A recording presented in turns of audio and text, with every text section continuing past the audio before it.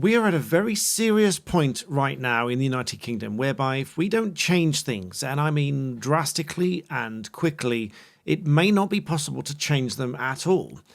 If you like, a point of no return. We will come to a point of no return where it simply won't be possible to undo the damage that's being done before our eyes around the country and save this country as we know it. Now, this is not some right-wing rhetoric. This is absolutely real.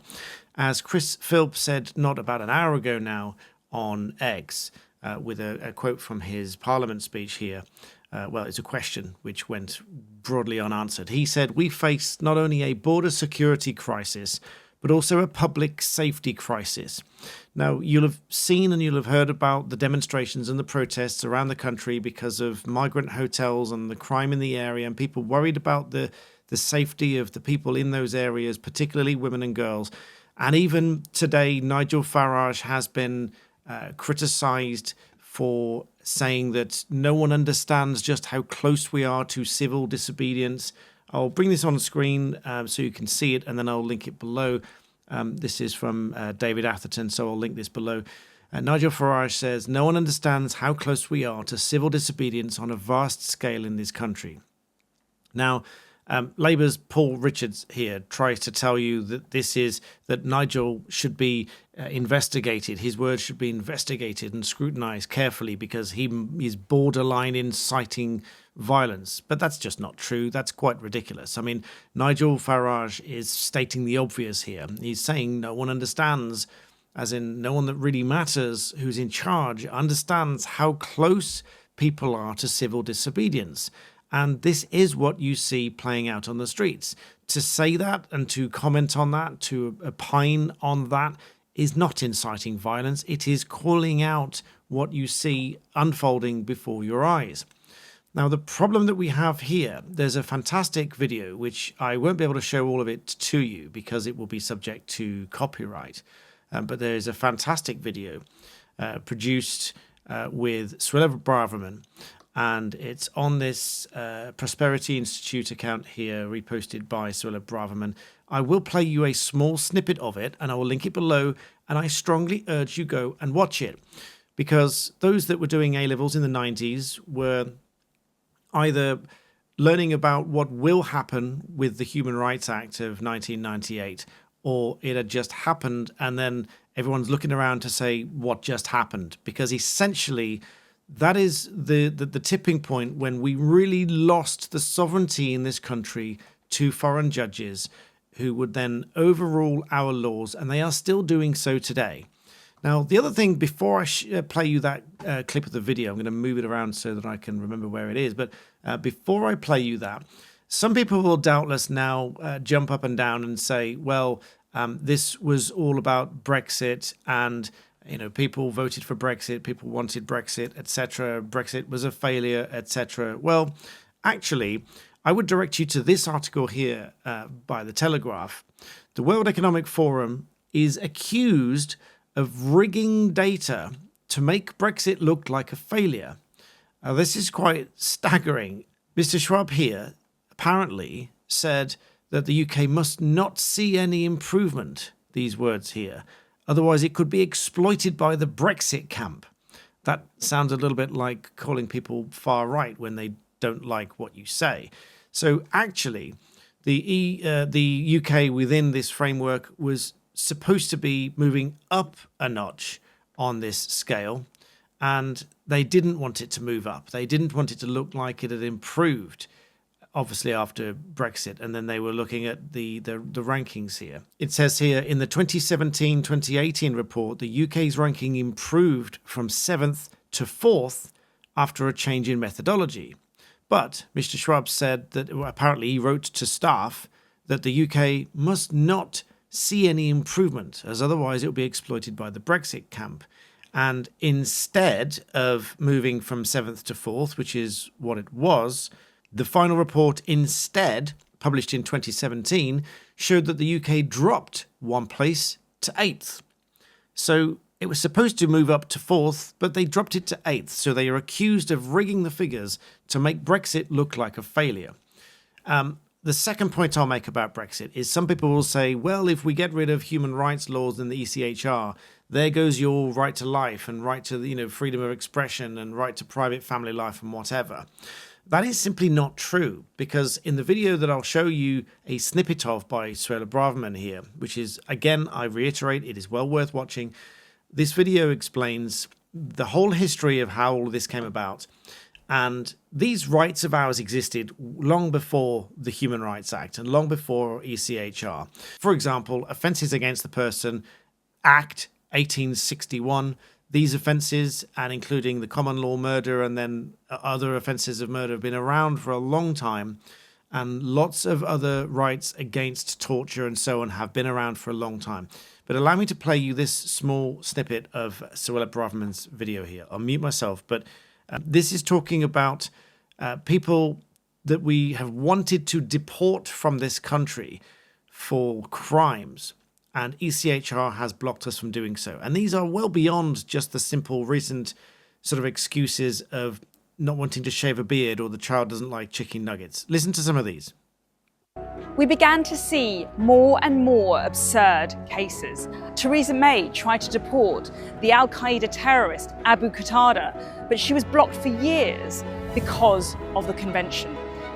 The result, foreign terrorists walking freely on our streets. So I can't play too much of the video for copyright purposes, but I'll link it below. I strongly urge you go and watch it. But have a listen to Chris Philp in Parliament making this point here. He's urging that we need to record and publish immigration status of all offenders, which you would think in an open, transparent justice system is absolutely perfectly fair. Close the Asylum Hotel in Epping, which is obviously causing quite an uproar there. It's a civil protest, but there's obviously a lot of concern for what's going on there, and people are making their stand. So they are protesting this hotel being full of migrants in their area, and they don't want it. They are fed up with it. If you want my personal views on these things, that's why I started my new channel, Off the Record, where I will give you my views freely. What I'm doing and hoping to do on this channel is explain the law to you. Chris Philp also makes the point that we need to repeal the Human Rights Act for immigration matters so that the ECHR, which was given force by the Human Rights Act, doesn't interfere with our immigration decisions so we can deport these criminals. And finally says, emulate Greece and deport all illegal immigrants on arrival without judicial process, because they shouldn't be here. But have a listen to what he said. And the minister he was addressing refused to commit to any of these. Listen to this. Well, the police minister was crowing about the government's action on small boats, but the truth is this. So far this year, the government has allowed in 23,000 illegal immigrants across the Channel. That is 52% up on the last year under this government, and this year has been by far the worst ever. And numbers in asylum hotels are now higher than at the time of the election. This is a border security crisis, but it is also a public safety crisis, especially for women and girls. Many nationalities crossing, for example Afghans, commit up to 20 times more sex offences than average. Louise Casey made that point in her report. And now we have press reporting on the huge scale of the crime committed by illegal immigrants housed in the government's own asylum hotels. The Sun found 339 charges in the last 6 months based on only half the hotels currently operated. And the Mail on Sunday found 708 charges based on only a third of those hotels. Those crimes included multiple cases of rape, sexual assault, violence, theft and arson, including the case in Epping she referred to, where a 38-year-old Ethiopian man has been charged with sexually assaulting a 14-year-old girl. An illegal immigrant in Oxford has been convicted of raping a 20-year-old woman in a churchyard. A Sudanese man was convicted of strangling and attempting to rape a woman in a nightclub toilet in Wakefield. Now, violent protest in response to those appalling crimes is never justified. The public, though, are rightly sick of this illegal immigrant crime wave. It has to end. So in her response, will she commit now to doing these things? 1, record and publish the immigration status of all offenders. Secondly, close that asylum hotel in Epping. Thirdly, repeal the Human Rights Act for immigration matters. And finally, will she emulate Greece's new approach, which started today, and deport all illegal immigrants upon arrival from France without judicial process, either back to their country of origin or to a safe third country?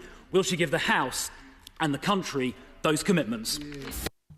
And the simple answer is no, she refused to do that. And so all of those things taken together with the number of migrants coming into this country and committing those offences, and then with the ECHR and the excuses, the arguments being made, the likelihood is that none of them are going to be deported. They'll go through a process, they'll go through appeals process. This will take years, it will cost many, many thousands of pounds, and the likelihood is none of them will actually be removed. Aside from this one-in, one-out deal with France, purportedly and reportedly about 50 a week or whatever, which is supposed to be ramped up, I have my reservations about those numbers and whether any of that will actually come to fruition at all. But then when we look at messages from Keir Starmer, even as recent as a couple of days ago on X, with what I think is a misleading statement here, because again, he's putting these posts out, trying to convince people that they are going after these gangs and they are going to stop the boats, etc. However, the numbers speak for themselves, because in the last 4 days or so, dozens of boats and many hundreds of migrants on each day. So these numbers speak for themselves, and each of whom is an unknown risk to this country. And therefore, as I said at the outset of the video, this is something that is going to get to a point where there is a point of no return. There will be so many people here, and the statistics are going to be absolutely crazy, if they're not already, 52% up on the previous year, and many, many tens of thousands across the border, across the channel, since Labour into power, despite promising to smash the gangs and so on. And if Nigel Farage is anything close to right when he suggests that no one understands how close we are to civil disobedience on a vast scale in this country, I think that we are at a very near tipping point, because I don't think we would have the resources to deal with that, police and armed forces or otherwise. Because if this happened across the country, we are looking at a large-scale problem that I simply don't think this government would be able to deal with. So unless it deals with it quickly, I think we have a serious problem. And speaking of serious problem, we have a serious problem with employment as well. We get constant message barrage about employment rates and working in favour of working people, and jobs are going up and salaries are going up. And that is simply not true. Because when we look at the official statistics, the Office for National Statistics, earnings and employment from PAYE for July 2025, again, the main points, I've looked at this before. Early estimates for June indicate the number of payrolled employees has fallen by 178,000. So the numbers simply don't back up these claims. They don't back up the public statements. And so I think we are in serious trouble. So I'll link the articles and Suella Braverman's video down below. For those of you that perhaps with respect, if you think you do understand it, still give it a watch. There might be something there that you may have missed or refresh your memory with. But for the vast majority of people, I think we absolutely do need to collectively understand exactly how the sovereignty of our country is affected by foreign judges making decisions that overrule us, even though we left the EU Parliament. As Suella Braverman puts it, we may have left the EU Parliament with Brexit, but we didn't leave the European Court, which is still making decisions and still has an effect on the UK. Take a look at that video. It may surprise you, it may horrify you, but it is worth watching, because when the time comes to vote for the party that you think is going to do what you want them to do, we all absolutely need to know. And for up-to-date views on these things, please do subscribe to my channel and my Off the Record channel. And as always, thank you for watching.